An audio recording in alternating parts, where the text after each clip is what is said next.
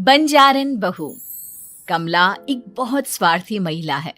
उसने पैसों के लिए एक ऐसे इंसान से शादी की जो पहले से शादीशुदा और एक बच्चे का पिता भी था। कमला के पति को मरे हुए एक अरसा बीत गया है। अब वो अपने सौतेले बेटे वैभव के साथ रहती है।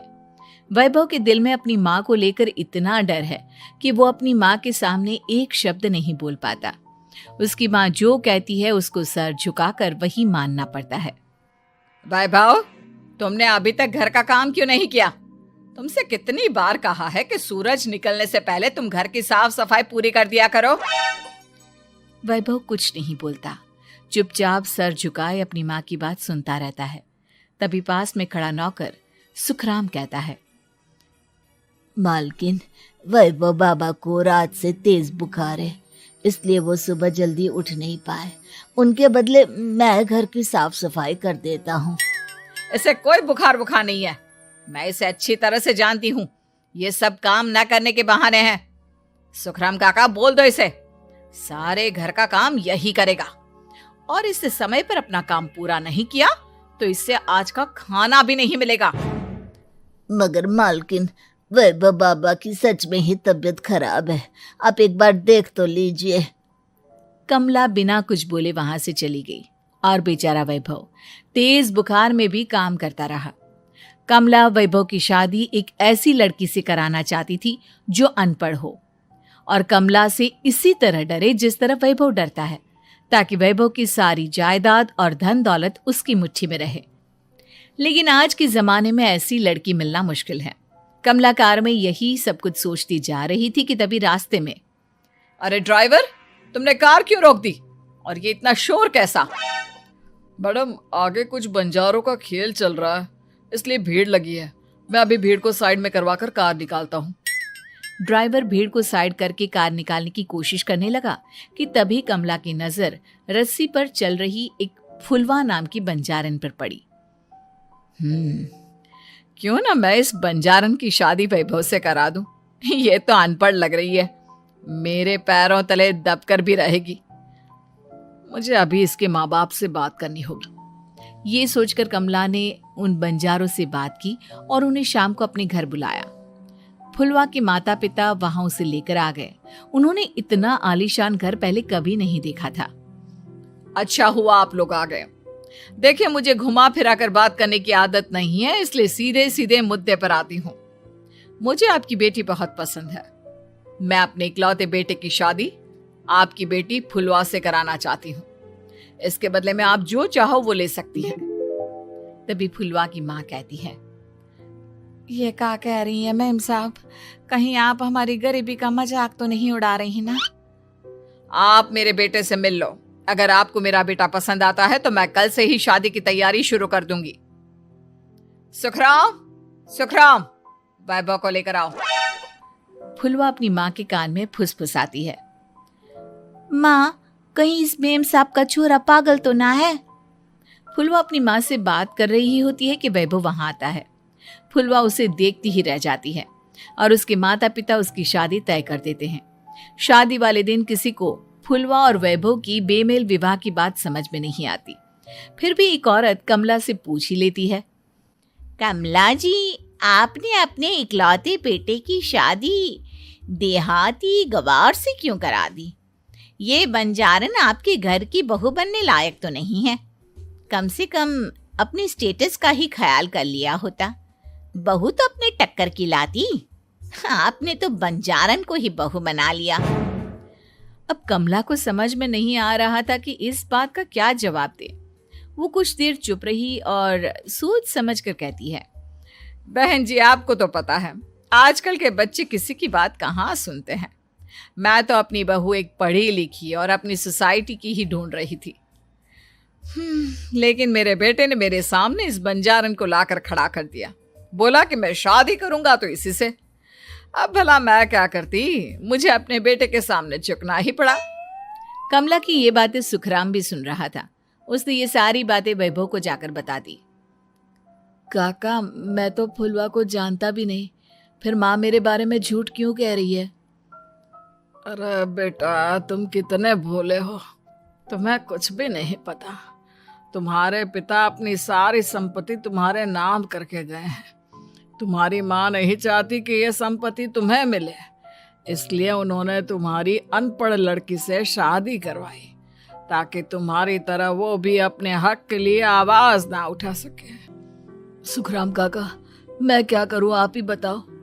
माँ के सामने आते ही मेरे हाथ पैर कांपने लगते हैं। मैं माँ को कुछ भी नहीं कह पाता। वे दोनों बात कर ही रहे थे कि अचानक कमला वहां आ गई। कमला को देखकर दोनों घबरा गए। तुम दोनों फिर कभी बातें कर लेना, अभी फेरों का समय हो गया है, चलो जल्दी आओ। इस तरह फुलवा और वैभव की शादी हो गई। अगले दिन कमला ने फुलवा को बुलाया और उसे नसीहत देने लगी। देख बंजारन, तुझे मैंने अपनी बहू बना तो लिया है, लेकिन तुझे इस घर में आँख कान मुंह बंद करके रहना होगा। घर का काम कर और अपने पति से मतलब रख, समझी? कमला का ऐसा रवैया फुलवा को बिल्कुल समझ में नहीं आया। उसने वैभव से इस बारे में बात की। सुनिए ना, माँ जी ने जिस तरह मुझसे बात की मुझे अच्छा नहीं लगा। शादी से पहले तो वो मुझसे बहुत अच्छे से बात कर रही थी, लेकिन शादी के बाद उन्हें क्या हो गया? तुम ज्यादा मत सोचो, जैसा माँ कहती है वैसा ही करो। ये कहकर वैभव वहां से चला गया। अगले दिन वैभव को घर के नौकरों की तरह काम करता देख फुलवा को बहुत हैरानी हुई। फुलवा ने इस बारे में सुखराम काका से बात की तो सुखराम काका ने फुलवा को सारी बात बता दी। अब फुलवा को समझ में आ गया कि उसकी सास ने एक बंजारन को बहू क्यों बनाया। एक दिन वैभव घर का काम कर रहा था, तभी उससे कांच की प्लेट टूट गई। किसने गिराई ये कांच की प्लेट? वैभव को वहां खड़ा देख कमला ने छड़ी से उसे मारना शुरू कर दिया। उसके पैर में कांच चुभ गया और खून बहने लगा, लेकिन फिर भी कमला उसे मारे जा रही थी। ये देखकर फुलवा ने कमला के हाथ से छड़ी छीन ली और तोड़कर फेंक दी। बंजारन, तेरी इतनी हिम्मत, तूने मेरे हाथ से छड़ी छीनी? कमला फुलवा को थप्पड़ मारने ही वाली थी कि फुलवा उसका हाथ पकड़ लेती है। ओ सस माँ, मैंने मॉम की गुड़िया ना समझ लियो। बंजारन हो बंजारन, ईंट का जवाब पत्थर से देना जानती हूँ। आज के बाद मेरे या वैभव जी के ऊपर हाथ उठाने की सोचियो भी ना, समझी ससु माँ? ये कहकर फुलवा वैभव को लेकर वहां से चली गई। उसने वैभव के पैर पर पट्टी बांधी, उसके आंसू पोंछे। वैभव ने पहली बार किसी के दिल में अपने लिए इतना प्यार महसूस किया। अब फुलवा वैभव का हर काम में हाथ बटाती, उसका बहुत ख्याल रखती। इस तरह दोनों बहुत ज्यादा नजदीक आ गए। वहीं दूसरी ओर कमला सारी जायदाद अपने नाम करने की साजिश करने लगी।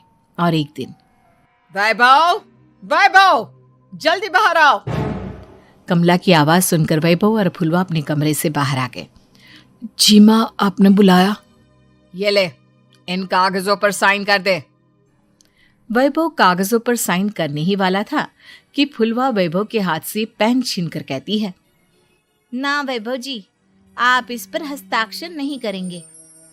आओ बंजारन, मैं तुझसे बात नहीं कर रही। ये बात मेरे और मेरे बेटे के बीच की है। चुपचाप पेन दे दे, नहीं तो तेरी खाल उधेड़ लूंगी। ससु माँ, बंजारन की खाल इतनी भी ढीली ना होवे कि कोई भी उधेड़ लेवे। जो यकीन ना आता हो तो देख ले उतार के। और हाँ, बंजारन जरूर हूँ पर अनपढ़ ना हूँ। मन्ने भी पता है कि किसी भी कागज पर साइन करने से पहले उसे अच्छी तरह पढ़ लेवे हैं। पेन देती है या नहीं?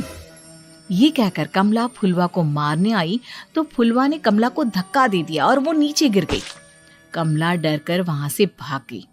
अब फुलवा ने वो कागज उठाए और वैभव के साथ सीधा वकील के पास चली गई।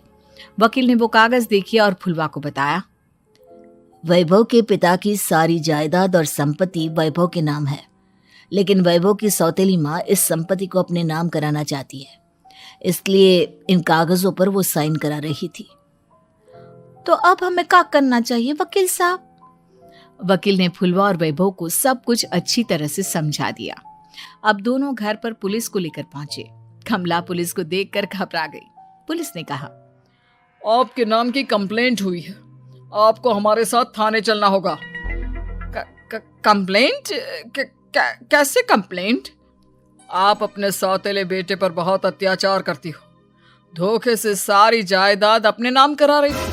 अब नहीं इंस्पेक्टर साहब, जरूर ये मेरी बहू की कोई साजिश है, इसने गलत कंप्लेंट की है।